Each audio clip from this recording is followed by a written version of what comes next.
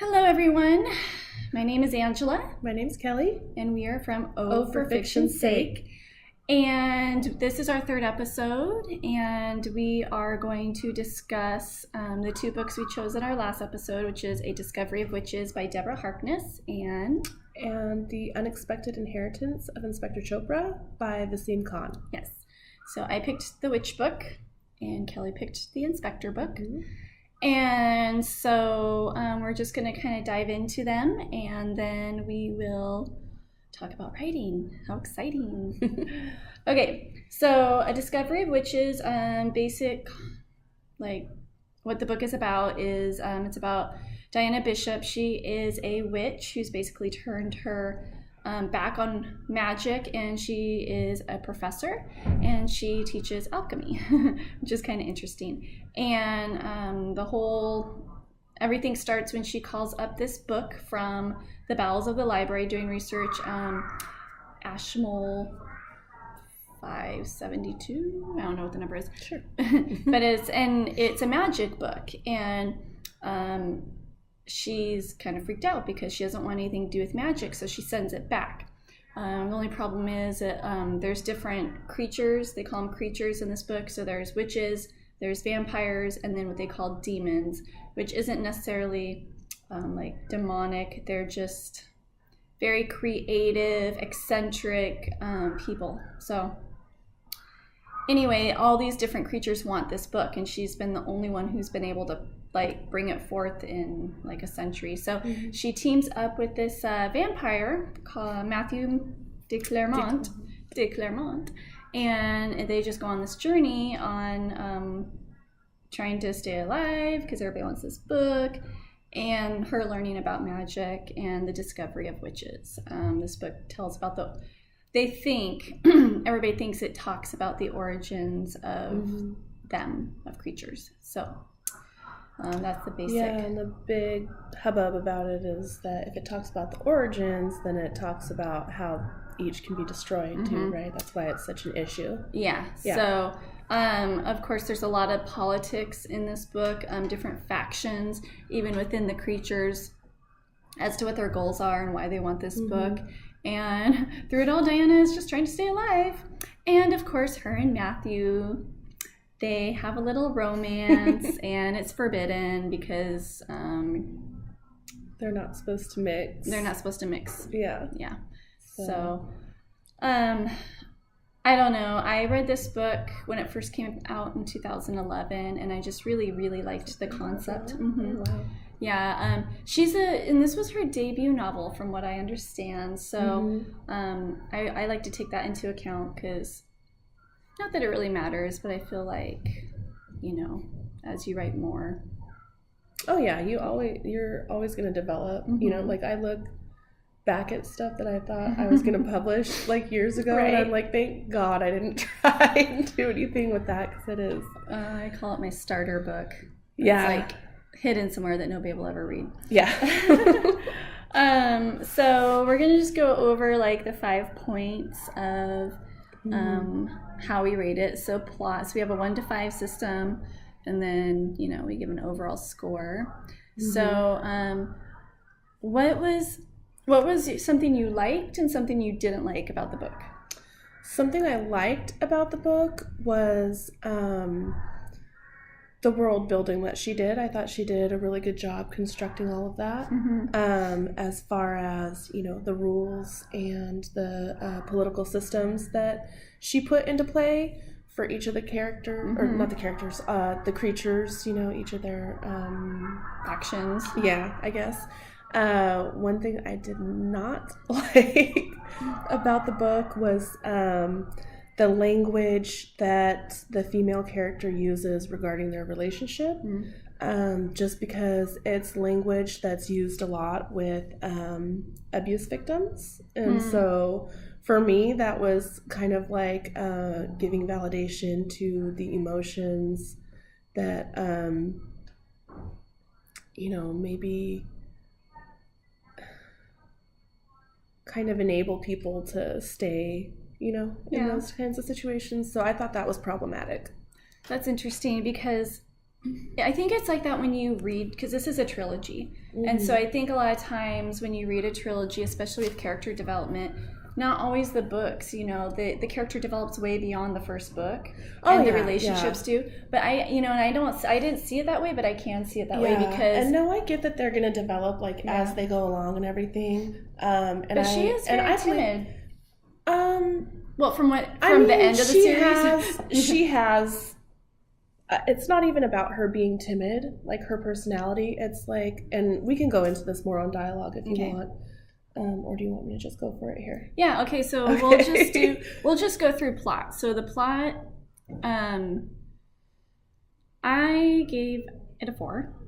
It has a lot of different settings. It jumps around a lot, and it jumps around to different locations where like her family is and his family is and where the academics are. And sometimes I felt like the plot was kind of slow on one hand, but on the other hand, she was building the structure of the story.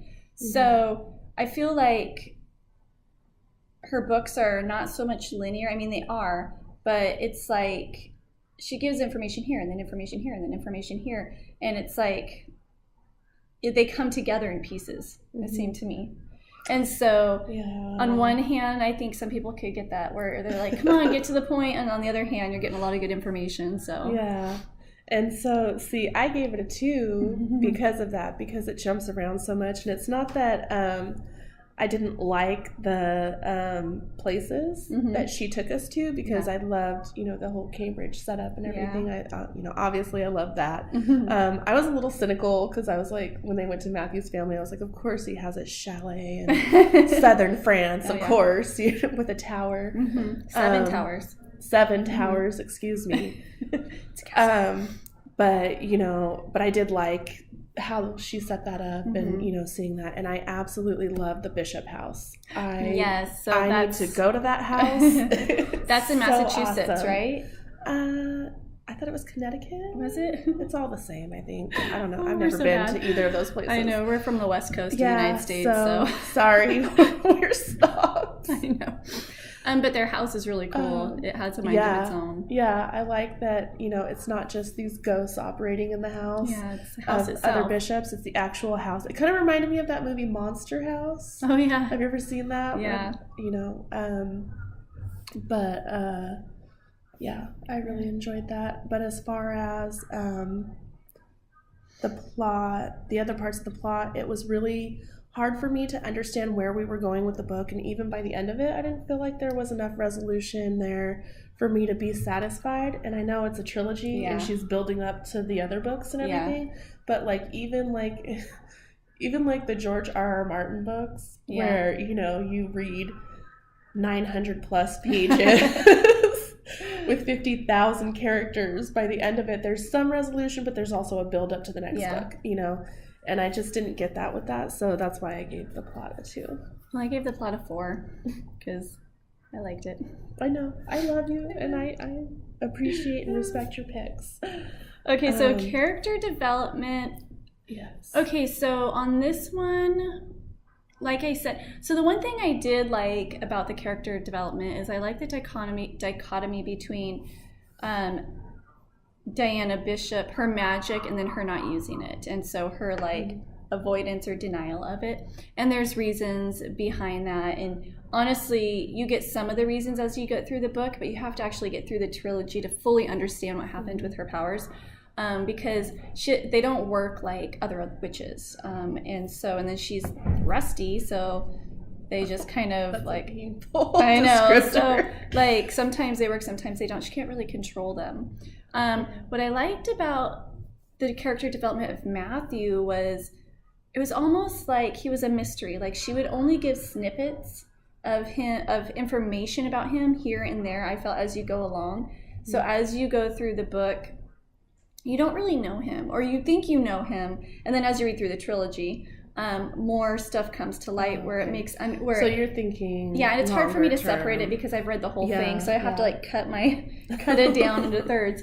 But and I didn't even think about this until I was looking at, you know, our character development, that even from Diana's point of view, because even though she's a witch, she's not really in the community. She's pretty much just like separate herself. So she doesn't know all the rules. She doesn't know her aunt who raised her and her aunt's girlfriend, partner, raised her. And they're very well, you know, they know a lot of magic and stuff, but she doesn't. So you're kind of learning a lot of the rules of this creature society as she is, because she's just kind of put her head in the sand in a lot of ways.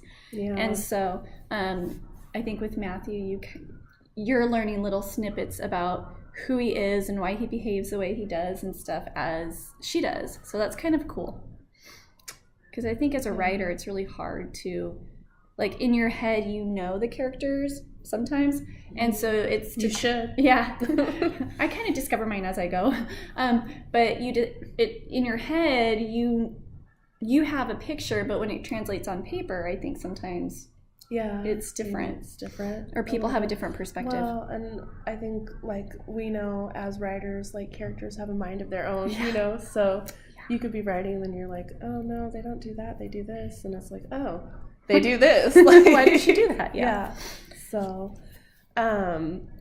character development for me is like how strong I feel that the author has an understanding of the characters, and I feel like she had a really good understanding of all of them, not just the main ones, which is Diana and Matthew, but all of the secondary characters as well. The aunts and his little family thing. The family dynamics were really complicated and well thought out, I thought. Yeah, I feel like she had a really good grasp on all of that, and I appreciated that, because, you know, it's really hard to go into a book where, you know, you feel like there's a good grasp on the characters and then they do something and you're like, what? But she didn't do that here. Each character acted as I think she meant them to. Yeah. So I feel like she had that was really strong. So I did give that a 4. Too. I gave it a 4. Yeah. Dialogue. I listened to a lot of the book on audiobook. I've read it too. This time. I don't like it, I think. Okay, I loved the audiobook, but the first one, okay, when you get to the second and third one, the audiobooks are better because there's a lot more characters and different accents. No offense to the narrator. It's not that I didn't like her narration per se. It's that I didn't like listening to the book versus reading it for our venture here. Yeah. I think reading it is going to be a lot more solid for me than just listening to it. So I don't mean like, I hated that narrator. I get like, that. You know. I totally get that. Yeah. Well, and the book is long and it jumps around, so I could see where listening to it, you're just like, it could. Well, yeah, I think the surprising part was when they decided to suddenly jump on a ridiculously fast jet from Cambridge to France, and I was like, how'd we get there? Yeah, because I guess in the beginning, and that's what I meant about mystery of Matthew, because I think there's a lot you don't know about him. And so, well, yeah, I could see that, but I feel like we got a good glimpse because she does jump perspective in some of the chapters to Matthew's point of view, which that's cool. Not my thing usually in a book, but, because she, anyways.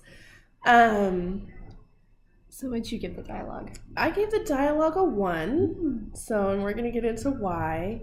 I found a lot of the things problematic, as I said before, as far as their relationship went. And I believe there was one point in the book where she was basically like threatening her aunts because they were saying just telling her to be careful because he's a vampire, and she was kind of like, "Don't you dare talk about Matthew," and and she's just very the way stubborn.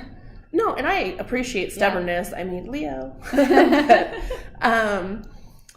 but just the way she was talking about it, like as if she would disown her family if they said one negative thing about this man that she's known for 2 weeks. I felt was really troubling because, like I said before, that's something I feel like comes from a lot of abuse victims, that perspective of if you're against him, then you're against me. Yeah. And it's like, no, they just want you to be safe. Yeah. No one in your family ever has a, scheme to separate you and make you unhappy. It's just. I don't think just abuse victims too. I think as women, sometimes you're invested in your relationship and you don't want to hear what your friends have to say, even though you know it. You don't want to admit to it. I've been in relationships like that before, where I'm like, I don't want to hear about it, even though it wasn't abusive. It was still like it was still unhealthy, And I just feel like feeding into that through this art form was problematic. So I gave that a 1. And also I gave it a 1 because I understand the whole spy thing and, him having several layers, but like one minute he had an English accent and then he had a Scottish accent and then he had a French accent. And I was like, can we just figure out what he is? Like, he's everything. That's that too. I was just like, okay. Yeah, he was a very complicated character after. I mean, but can he be complicated with one accent? Yeah. Like, please. So, I gave it a 1. You gave it I gave it a 4. Yeah, I like this book. Okay, yeah. Concepts. I like the concept of the book. I love the world building. I love her take on vampires and witches. I love how the vampires. They really, once you get created, you're into a new family. So it's literally a family. It's not like a clan. It's like, this is your family. I'm your mom or dad or whatever, your brother and sister. Yeah, that was interesting. Yeah, it's like when you die and then you're reborn, you're basically reborn into a new family. And they take their families very serious. And it has its ups and downs, just like any family where, they have the conflicts, power struggles. Yeah. So I thought that was cool. And then again, I liked how she did, it was the setting, it was nice because she did jump around a lot. And so, if you're an avid reader, I live through experiences through books. And so you're experiencing all these different fun places that I've never been. So, so I gave it a 4. Yeah, I too gave the Concepts a 4, just because. Well, what really won me on it was the Bishop house. Yeah, that was really cool. I'm sorry. She did such a great job of like building it up, and I loved that, the house added on a room. Someone must be coming to stay, or like, oh, where'd the house take my shirt from 20 years ago or something like that. Yeah. So I thought that was really awesome. I feel like not so much in this book, because a lot really wasn't revealed in this book. I felt like she built on a lot of stuff, but she didn't reveal a lot. And where was I going with that? Bishop house concept. Oh, I feel like she's got a good headway on building this world and, like I said, the politics and everything for the creatures and all that. And I'm interested to look at the next couple books and find out, what she has in store. Yeah. So, it's I gave it a 4. And emotional content. I of course gave it a 4 because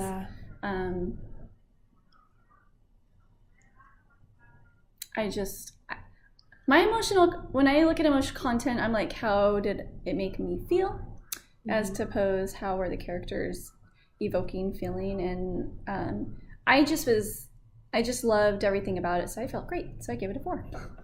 And same here with emotional content. I think of like how the book moves me, because as a piece of art, it needs to move you in some way. And I gave it a 2 because I don't know, like I would be interested to continue reading based on the concepts, but as far as the characters, I'm on the fence. And so it didn't really like move me in a way that I would look at any aspect of my life differently, I guess. And so that's the main reason why I gave it a 2.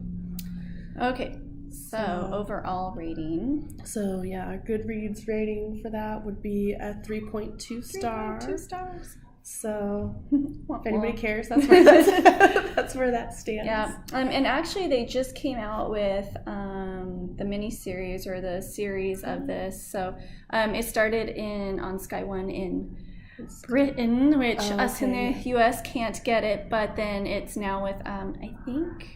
If we can make an appeal to get more British shows over here, that'd be great. It's on Amazon. I saw it on Amazon Prime, so you can watch it. You can binge watch it. So the U.S. network is, and I've actually been binge watched the channels on Amazon. Yeah, it's. I want to say. I don't know. I got one that was called the Acorn TV. On my Amazon Prime, it's like a bunch of British mysteries, whatever. Don't judge me. Let's see. We're judging. I know, you always are. Okay, we'll say TV. We're looking it up right now. Yeah, we're looking it up for you guys. It's not Sky One, but okay. US. Well, I want to say Sundance. You can Google it, too. Stream of Discovery on Sundance. Yeah. Okay. So the Sundance. If you're in the United States, that is. And if you want to watch it, which I have, and it follows the book decent. They've added some stuff that wasn't in the first book, or maybe moved things around. I think just to make it easier for TV, so things would move on. They introduced more backstories of the characters that maybe you just get a glimpse at. Which is kind of fun with TV because they can do that. Like I always think of the Sookie Stackhouse books, True Blood, and then it was totally different. The books were totally different from the but that was one show. Series that has books and TVs that I was able to separate. Oh, really? Yeah, because some of the characters they created in the TV show were so amazing, and I'm like, okay. Yeah, I wish that Lafayette would have stuck around in the books because he was really cool. Well, because they made the character in the TV. But anyway, it's a different book. Anyways, moving on. Okay, moving on. Not going down that rabbit hole. So that is our review or discussion on A Discovery of Witches.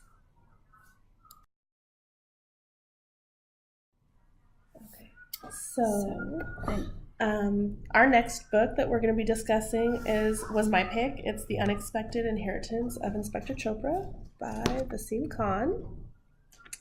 So, I really liked this book. So, my main reason why I got it is because I've always wanted to go to India.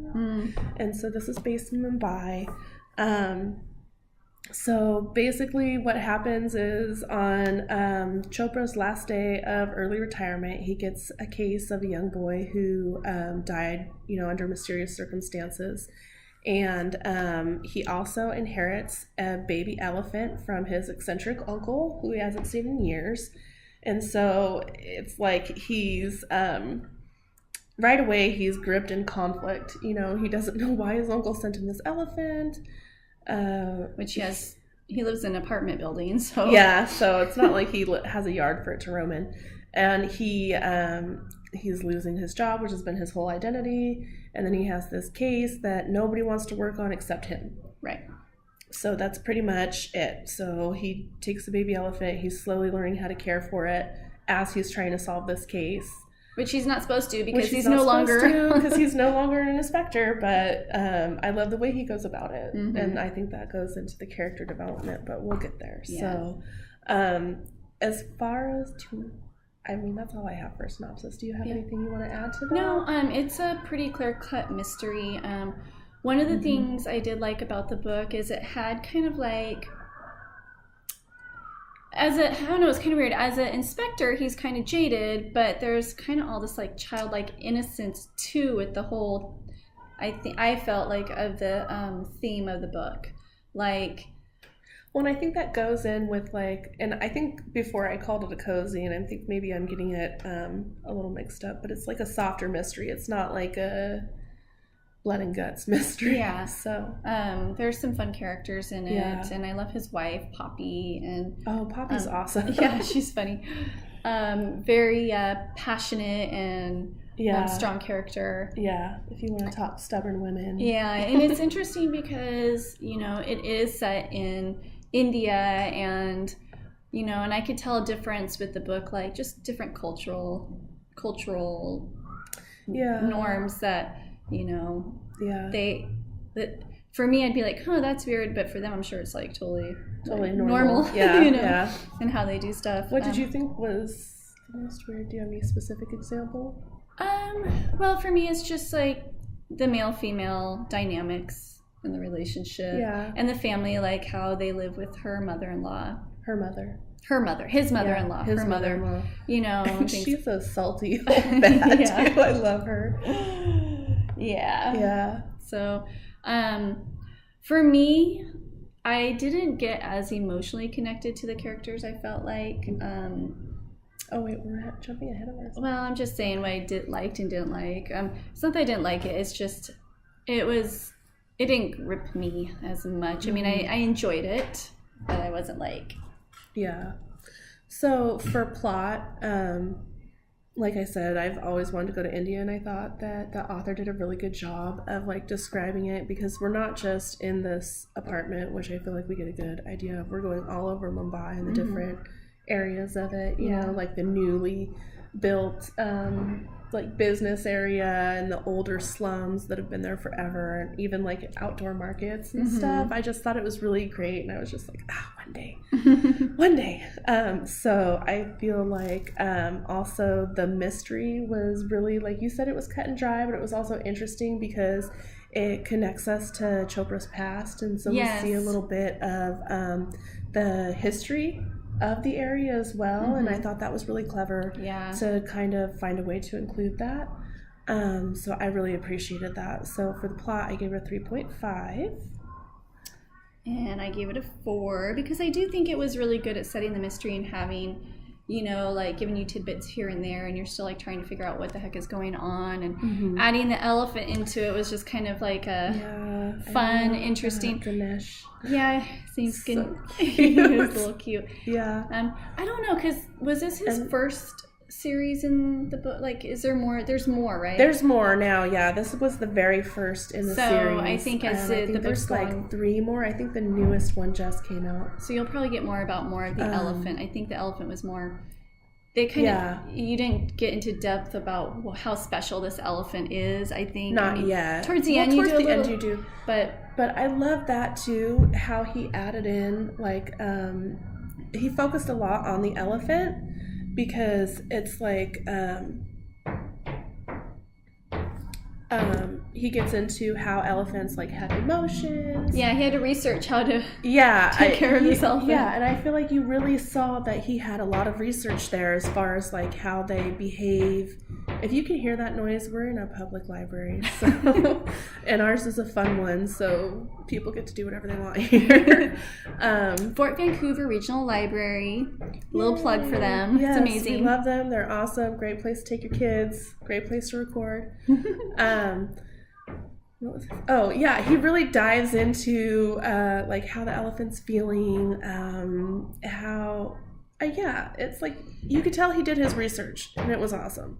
So kudos to you. So I gave the plot a 4. Yeah. So character development, I thought each character, just like with the last book, you really understood who they were as people. They had really strong characteristics. They had really strong views.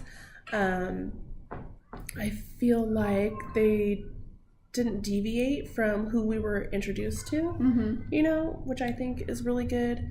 And even the elephant, even Ganesh. And Inspector Chopra is a very by the book. Yeah. He has his morals. Very high morals. Code is very strong.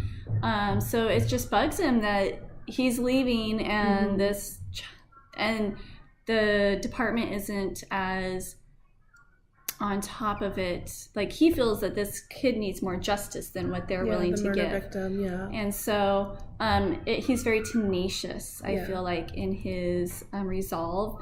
And he's very compassionate. Yeah, but it's very interesting. He kind of is like very like being proper and because he is introduced as, a slightly conservative, Like you said, very by the book, and I think when we have characters like that, they're usually the bad guys because those usually aren't like characters that anybody can really relate to. Yeah. But he brings this compassion for even the people of the slums. Yeah. That you hear a lot of with the what's it called? The caste system. Oh yeah. You hear a lot of negativity about, that type of situation over there, but he just has this compassion that he brings to it, even though he's, was raised in a respectable family, and he doesn't really, and he had this job that a lot of people get jaded in, like you see the worst of people every single day. But he still carries this and not only that, and I think kindness. He kind of touches on a little bit of the corruption. Yeah. But he is not. Yeah. He is not corrupt. He understands it's there, and he understands that's why he didn't rise in the department, but he's okay with that because he does what he can where he's at in and I think that's very humble. I was very connected. I mean, as character development, I thought that was a very, the author did a very good job.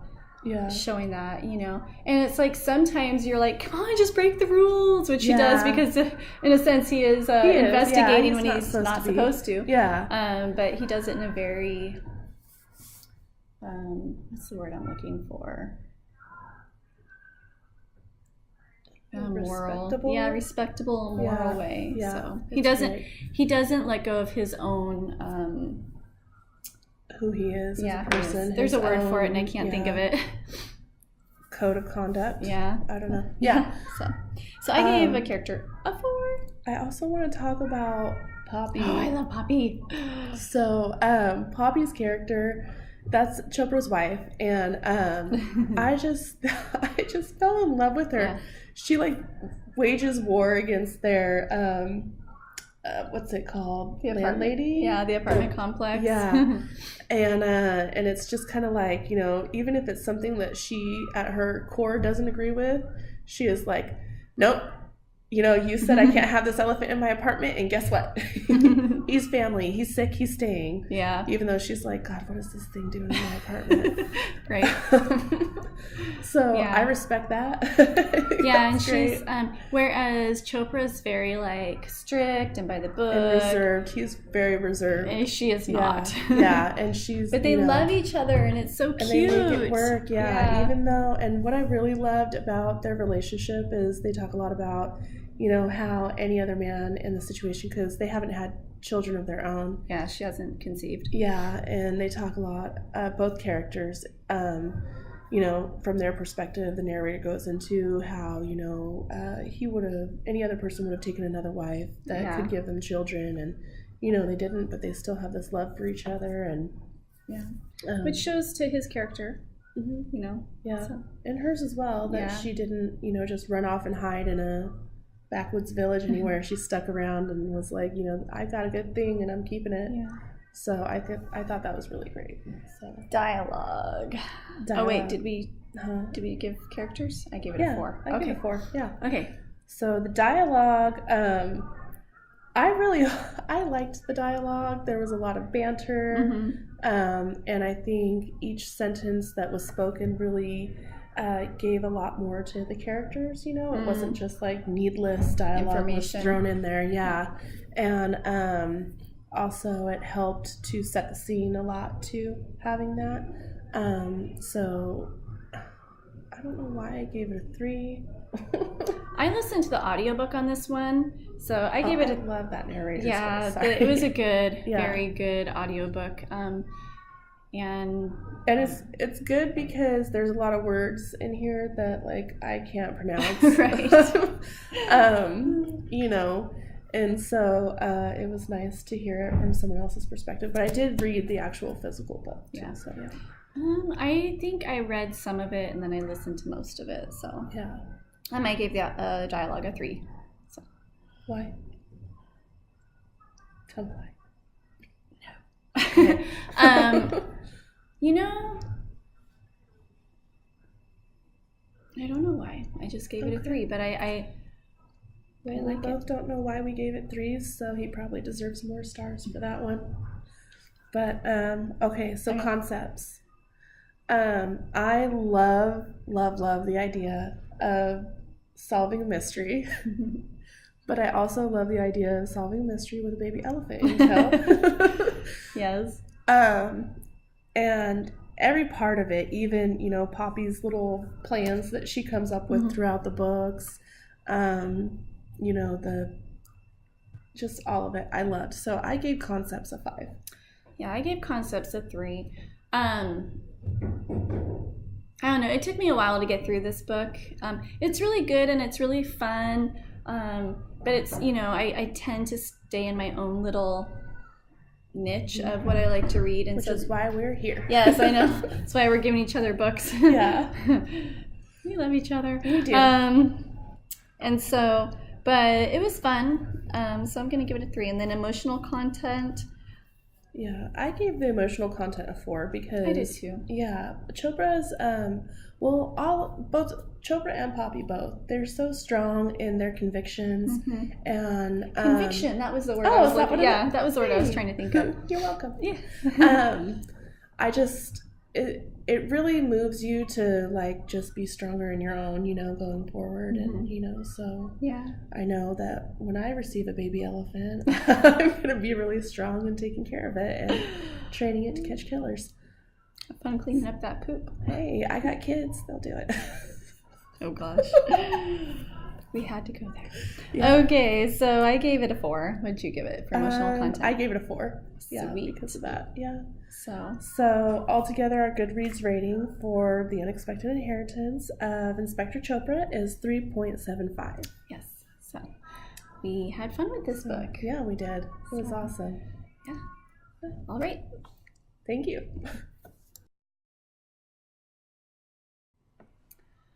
Alrighty, so our writing challenge as aspiring writers.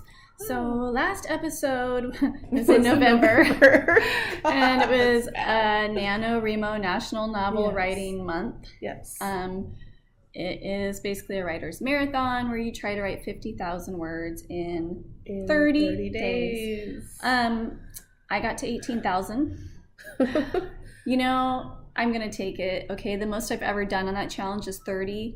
And I wasn't writing a new book. I was working on the second draft of one of my books, my main book that I'm writing. And so I thought I was prepared for it.